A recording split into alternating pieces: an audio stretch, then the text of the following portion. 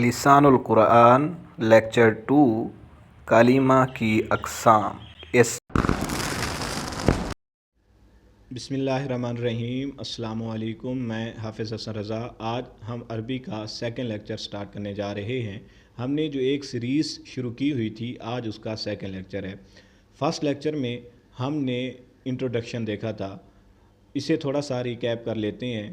ہم نے first lecture میں دیکھا تھا حروف الہجا کو، جنہیں اردو میں حروف تہجی اور انگلش میں الفابیٹ کے نام سے جانا جاتا ہے۔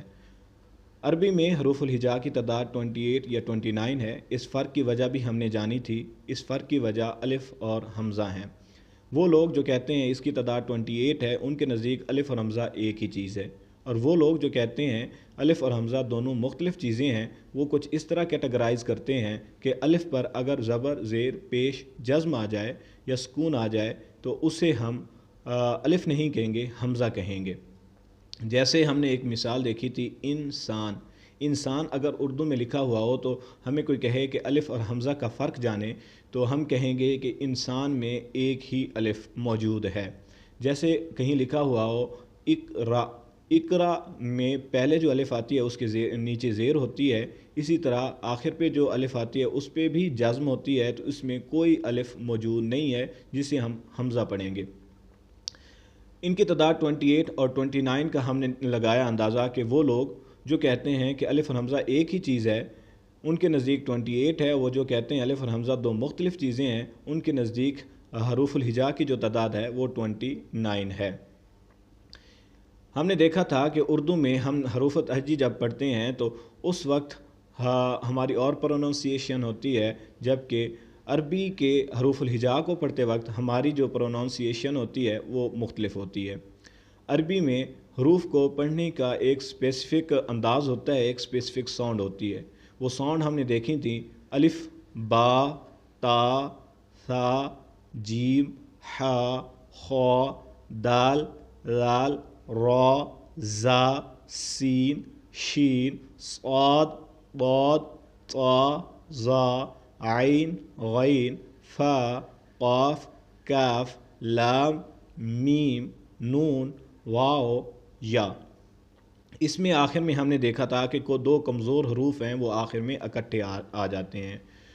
لہٰذا حروف الہجا کو ہم نے دیکھا، حروف الہجا کی تعداد کو دیکھا، ان کی تعداد کتنی ہے، ان کا فرق آنے کی وجہ کیا ہے، وہ ہم نے دیکھ لیا تھا۔ اس کے بعد ہم نے کہا کہ حروف اور حرکات کو دیکھا، زبر، زیر، پیش یا پھر کوئی جزم، تو اسے ہم حرکات کہتے ہیں۔ جزم تو سکون کی علامت ہوتی ہے۔ حروف اور حرکات کے ملنے سے لفظ وجود میں آتے ہیں۔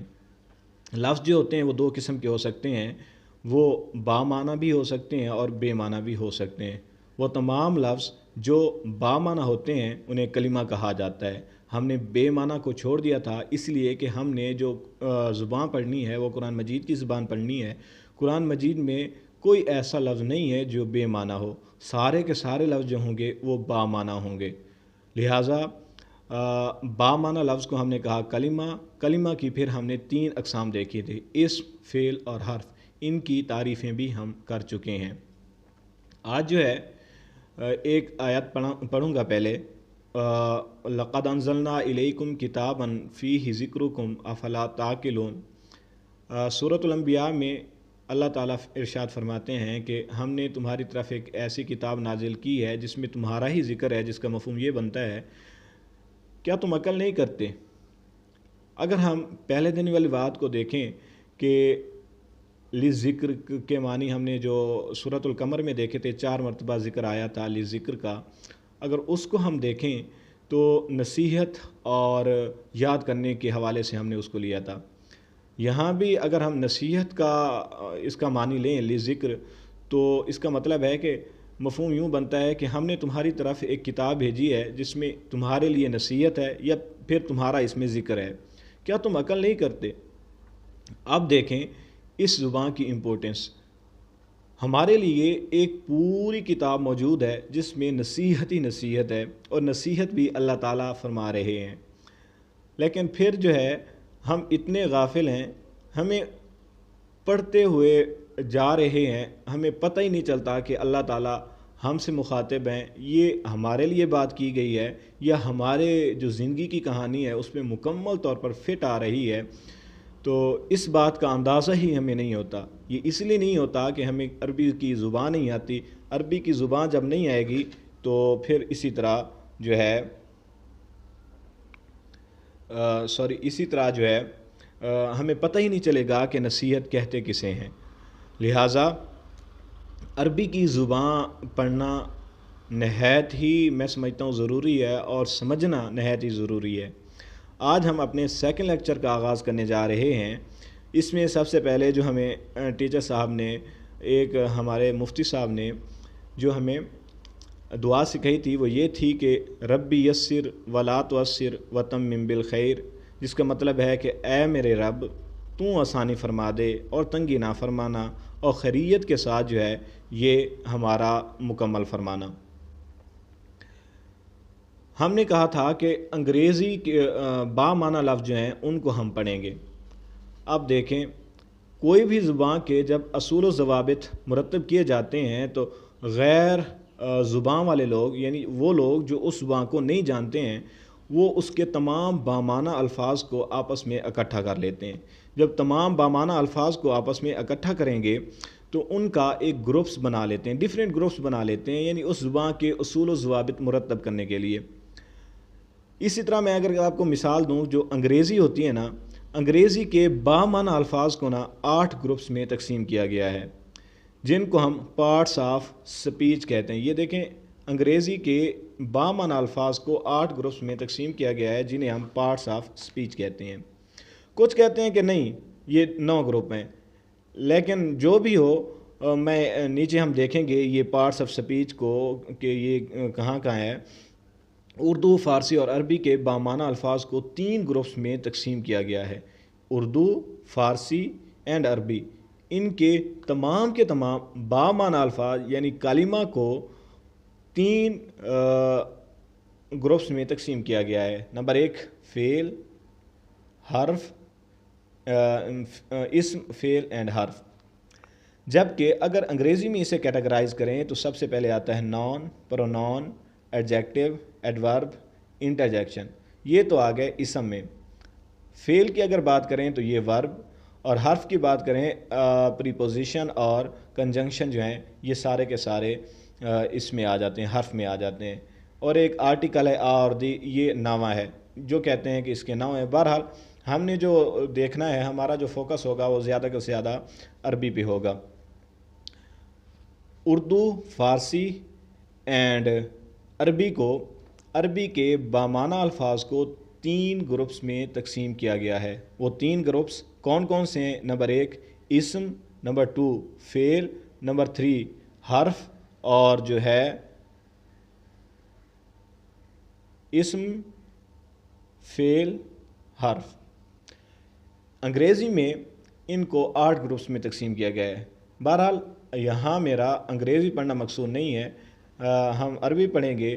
نیچے آ جاتے ہیں، کوئی بھی، اب ہم نے یہ اسم کو دیکھا، فعل کو دیکھا، حرف کو دیکھا۔ سب سے پہلے سٹارٹ کرتے ہیں اسم کے بارے میں۔ جب بھی ہم کسی اسم کو جملے میں استعمال کریں گے تو ہمیں اس کے بارے میں 4 باتوں کا پتہ ہونا ضروری ہے۔ وہ 4 باتیں کیا کیا ہیں؟ فرسٹ آف آل تو ہمیں اسم کے جینڈر کا لازمی پتہ ہونا چاہیے، یعنی اسم کا مذکر ہونا یا مؤنث ہونا، یہ ہمیں لازمی پتہ ہونا چاہیے۔ دیکھیں میرے پاس ایک قلم ہے، قلم کا اندازہ ہم کیسے لگائیں گے کہ اس کو ہم نے عربی میں مذکر استعمال کرنا ہے یا مؤنث استعمال کرنا ہے؟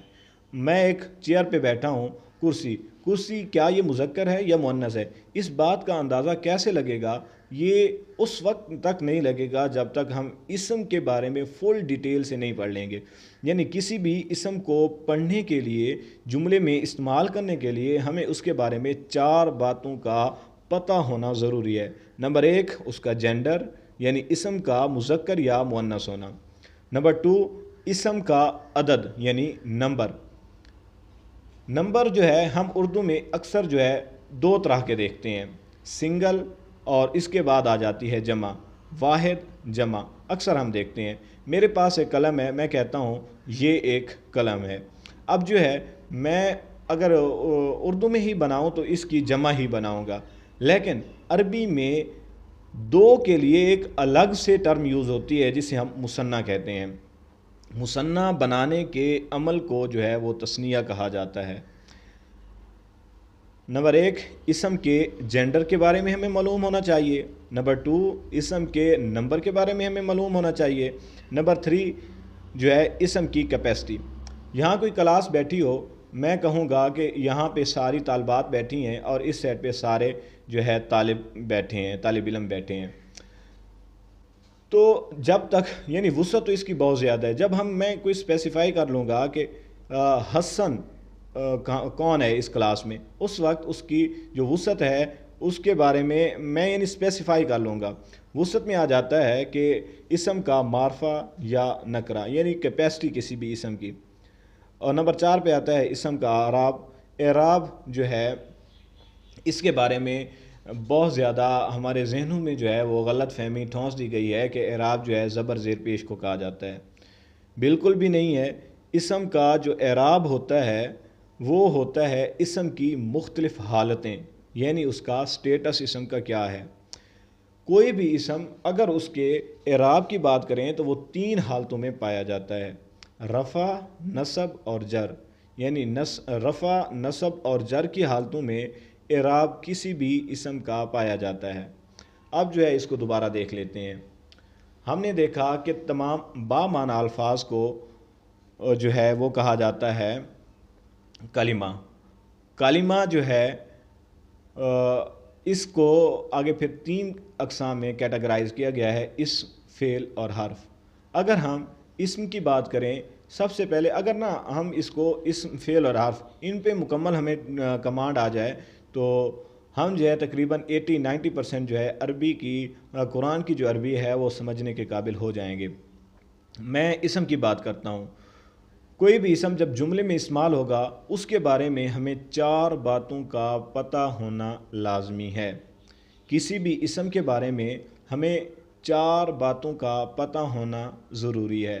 نمبر 1 بات کون سی ہے کہ اسم کا جو ہے جینڈر معلوم ہونا چاہیے۔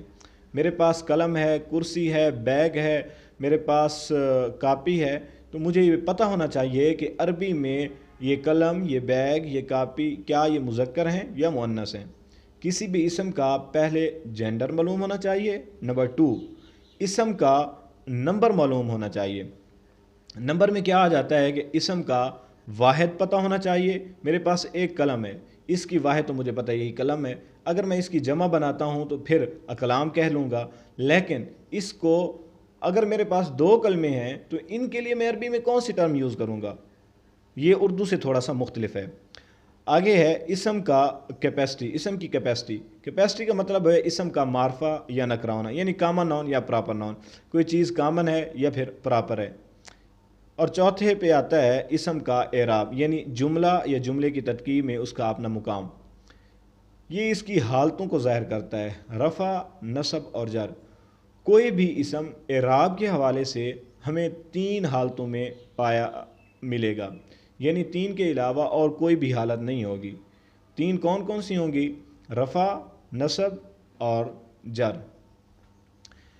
رفع کون سی حالت ہوگی، نصب کون سی حالت ہوگی، جر کون سی حالت ہوگی، اس بات کا اندازہ ہم جب اعراب ان تفصیل پڑھیں گے تو اس وقت ہمیں ان سب باتوں کا اندازہ ہو جائے گا۔ آج ایک چھوٹا سا ٹاپک تھا، ہم نے پیچھے ریکیپ کیا کہ ہم نے فرسٹ جو ہے اس میں کیا پڑھا ہے، اب جو ہے سیکنڈ لیکچر میں ہم نے کیا پڑھا ہے۔ ایک کوئک جو ہے وہ سمری پیش کر دیتا ہوں۔ حروف الہجا کی تعداد 28 ہے یا 29 ہے، الف اور حمزہ کی وجہ سے فرق آتا ہے۔ ان کو پڑھنے کا ایک خاص انداز ہے، ان کو پروناؤنس کرنے کی ایک اسپیسیفک ساؤنڈ ہے، اور اس کے زبر زیر پیش کو حرکات کہا جاتا ہے۔ حروف اور حرکات کے ملنے سے لفظ وجود میں آتا ہے۔ لفظ جو ہیں وہ 2 قسم کے ہو سکتے ہیں: بے معنی، با معنی۔ بے معنی جو ہوتے ہیں وہ قرآن مجید میں کوئی بھی ایسا لفظ نہیں ہے جو بے معنی ہو۔ اس کے بعد ہم دیکھیں گے با معنی الفاظ۔ با معنی الفاظ وہ ہوتے ہیں کہ جنہیں ہم کلمہ کہتے ہیں۔ کلمہ کو 3 اقسام میں ڈیوائیڈ کیا گیا ہے: اسم، فعل اور حرف۔ اسم کی ہم نے تعریف دیکھ لی تھی، حرف کی تعریف دیکھ لی تھی، فعل کی تعریف دیکھ رہی تھی۔